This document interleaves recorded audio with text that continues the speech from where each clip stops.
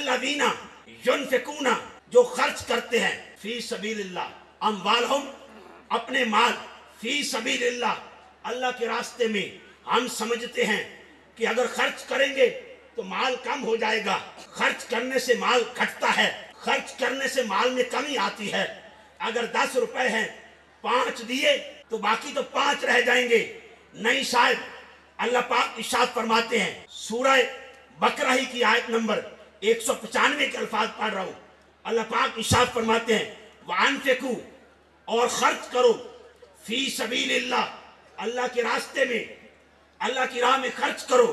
वला तुल्कू बिऐदिकुम इला तहलुका, अपने हाथों से अपने आप को बर्बाद ना करो, हलाक ना करो, तबाह ना करो, बर्बाद ना करो, बल्कि खर्च करके आबाद करो। दोस्ताने ग्रामी कदर, मैं रोक रहा हूँ और मैं सूरह बनी इसराइल की आयत नंबर 100 पढ़ रहा हूँ। ये तरतीब तिलावत के अतबार से कुरान का 17 नंबर सूरह है और उसकी आयत नंबर 100 के अल्फाज पढ़ रहा हूँ। अल्लाह अपने हबीब से कह रहे हैं, ये कुरान का मिजाज है, जब भी महबूब को बुलाया है तो रब ने बुलाया है।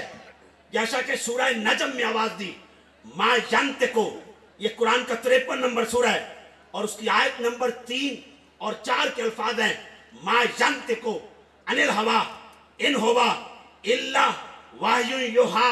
महबूब, जब आप लब खोलते हैं, आपके लबों का खुलना किसी और की मर्जी नहीं, आपकी चाहत नहीं, आपके लब खुलना भी आपके रब की रज़ा है।